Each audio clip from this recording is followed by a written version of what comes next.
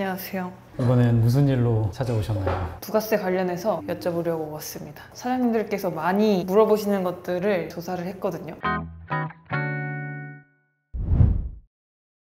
다른 사람 카드 쓴 거 공제 안 되나요? 인건비, 가구 산 거, 전자기기 산 거, 해외여행 출장비, 직원이 없는데 밥 먹는 거 공제 안 되나요? 사무실이 집 주소인데 전기세 공제 안 되냐? 공제 안 되는지에 대한 질문이 압도적이었습니다. 지금 두 가지가 섞여 있는 것 같은데 어쨌든 덜 낼 수 없냐? 결론부터 얘기하면 없다. 근데 좀 관점을 달리 해야 되는 게 줄일 수 있는 세금은 아니지만 내가 부담했던 부가세를 최대한 돌려받는 게 중요하다. 종이세금 계산서를 받았는데 그거를 세무사 사무실에 전달을 못해서 누락되는 경우가 빈번하고 개인 사업자 같은 경우에는 사업용 신용카드를 홈택스에 등록을 해야만 처리를 할 수가 있기 때문에 혹시 홈택스에 등록이 안 되어 있는 사업용 신용카드가 있으면 등록을 하시고 등록하기 전까지의 자료는 못 불러오는 경우가 있기 때문에 그런 자료가 있다고 하면은 세무사 사무실에 전달을 한다든가, 그리고 현금 영수증을 발급받을 때 지출 증빙용으로 내 사업자 번호로 발급받아야 현금 영수증과 관련된 부가세도 공제받을 수 있다. 어쨌든 다른 사람 카드, 인건비, 집에 뭐 산 거, 기타 등등 다 안 된다는. 다 안 되는 건 아니에요. 급할 때는 뭐 다른 사람 카드로 쓸 수도 있는 거니까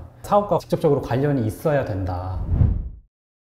부가세를 납부 안 하면 어떻게 되나요? 깜빡해서든 자금이 부족해서든 부가세를 7월 25일까지 못 냈다. 그러면은 납부지연 가산세라고 해서 늦게 내는 거에 대한 제재를 해요. 하루에 0.02%를 내야 되는데 1억 원을 못 냈다. 그러면은 하루에 뭐 한 22,000원? 한 달로 따지면은 68만 원? 1년으로 따지면은 800만 원. 그래서 이거는 최대한 빨리 내는 게 낫고, 금액 전부를 한 번에 내지 못해도 일부라도 내서 가산세를 줄이는 게 낫고, 정 안 되면은 카드로 납부하시는 방법도 생각할 수 있는데, 대신 카드 수수료는 또 별도로 붙거든요. 체크카드는 0.5%, 신용카드는 뭐 0.8%? 그래서 비교를 해봐야겠죠. 일주일 내에 낼 수 있다. 그러면 당연히 카드로 할 필요 없죠. 근데 뭐 언제 낼지 기약이 없다. 그러면은 카드로 내는 게 나을 수도 있는 거죠. 날이 지날수록 가산세가 계속 불어나기 때문에 최대한 빨리 내는 게 답이다. 저번에 찍었던 세금관리 편을 꼭 봐야 될 것 같아요. 그런 분들이 계시다면. 맞아요. 이런 사태를 좀 미연에 방지하고 싶다. 세금 통장을 하나 마련해 놓으시는 것도 하나의 방법이다. 현금으로 받았는데 매출 신고 안 해도 되나요? 저도 이게 잘못된 질문인 건 알아요. 요새는 국세청에서 정보를 수집하는 범위가 굉장히 방대하기 때문에 사실 국세청에서 몰라서 이거를 과세 안 한다 라기보다는 알고 있지만, 국세청도 일에 우선순위가 있을 거 아니에요. 이제 그러다 보니까 당장 문제가 되지 않을 뿐이지, 이게 나중에 4개년치, 5개년치가 한 번에 터지는 경우가 있기 때문에 현금 매출 누락을 안 하시는 게 좋다. 그냥 마음 편히 사업하시는 게 더 좋다.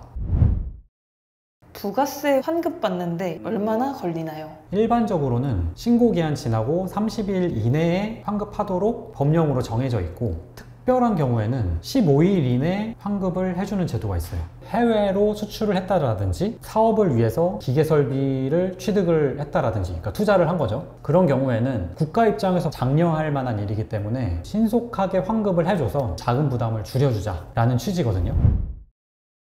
유튜브에서 본 댓글이에요. 재고가 많이 남아서 부가세 환급을 받을 것 같은데 현금 매출을 더 찍어서 환급받지 말라는 이야기를 들었습니다. 어떻게 하는 게 좋을까요? 나중에 불이익이 있을 수 있다. 이게 이 사람이 걱정하는 포인트인 것 같아요. 재고가 많이 남았을 때의 문제는 사실 나중 문제이긴 하거든요. 부가세 환급의 문제는 아닌 거죠. 극단적으로 재고가 하나도 안 팔린 상태에서 내가 폐업을 한다. 사업에 사용할 걸 가정하고 부가세를 미리 환급을 받았는데 이거를 사업에 실제 사용을 못하게 됐으니 부가세를 다시 내는 경우는 있죠. 장사가 잘 안 됐다는 거잖아요. 투자받거나 은행이나 안 좋은 데이터로 남는 건가 싶었어요. 그 평균치를 조절하는 거죠. 꾸준하게 장사가 되는 것처럼. 별로 효과가 없나요? 하나의 거짓말을 하기 위해서 100개의 거짓말을 해야 된다는 얘기가 있거든요. 은행하고 잘 타협을 하고 이익을 더 많이 낼 계획 같은 거를 하는 게 낫지, 한 번 이거를 조절하기 시작하면은 나중에 가면은 감당이 안 될 수도 있다.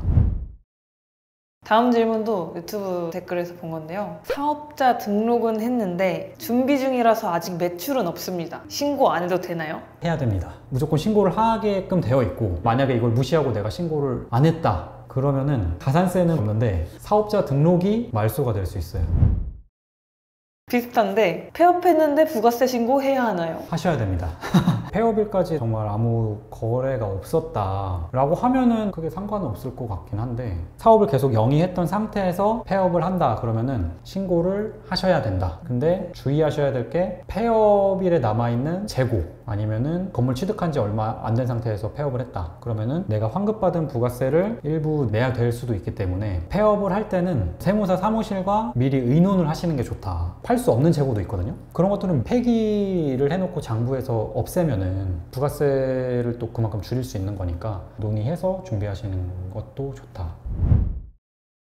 2번부터 적용되는 부가가치세법 개정 내용이 있나요? 간이과세자 대상이 확대됐다라는 거. 8천만 원이었는데 1억 400만 원 간이과세를 적용받을 수 있는 사업자들이 더 많아진 거죠. 개인 사업자 같은 경우에는 전자세금계산서 의무 발급 대상자일 수도 있고 아닐 수도 있는데, 8천으로 조정이 되면서 의무 발급하셔야 되는 개인 사업자분들도 늘어나실 걸로 예상이 되고, 이거는 중요한 게, 한 번 의무 발급 대상자가 되면은 매출이 적어져도 계속적으로 발급을 해야 된다. 처음부터 그냥 그렇게 하시는 게 더 나을 수 있습니다. 7월 1일부터 판매한 물건들에 대해서. 네네. 자주 발생하는 실수와 예방 방법에 대해서 알려주세요. 가장 빈번한 것 중에 하나는 종이세금 계산서. 세무사 사무실 입장에서는 좀 귀찮을 수도 있는데, 종이세금 계산서를 받았을 때마다 뭐 사진 찍어서 보내놓는다든가 그렇게 하시면은 그나마 좀 예방하실 수 있을 거고, 그리고 세금 계산서랑 신용카드가 중복이 될 수도 있거든요. 상대방이 신용카드로 결제를 했는데 내가 깜빡하고 그 사람한테 또 세금 계산서를 발행을 한 거예요. 만약에 이런 건들이 있었다라고 하면은 기록을 해놓으셨다가 부가세 신고할 때 전달해 주시면 좋고, 전기세 명의를 사업자로 돌려놓지 않아서 그 전기세에 대해서 내가 낸 부가세를 꼭 누락되는 경우도 있거든요. 그리고 이제 임대료라든지 매월 정기적으로 이제 발행되는 세금 계산서들이 있어요. 세무 대리인들이 체크해 주기는 하는데, 본인도 누락된 세금 계산서는 없는지 한번 확인해 보시면 좋을 것 같고, 또 현금 매출 일부러 감추려는 게 아니라 깜빡하고 못 알려줬다, 그런 것도 이제 나중에 발견되는 실수 중에 하나고, 원래 수출이 없는 업체였는데 갑자기 막 수출 한 건이 생겼다, 그런 특이사항이 있었던 거는 소통을 해서 미리 알려주시는 게 좋고, 뭐 이 정도? 얘기해야 될 게 진짜 많네요. 그래서 세무사 사무실하고 소통을 자주 하시는 게 좋다. 뭐 마무리로 하실 멘트 있으실까요? 안녕히 가세요.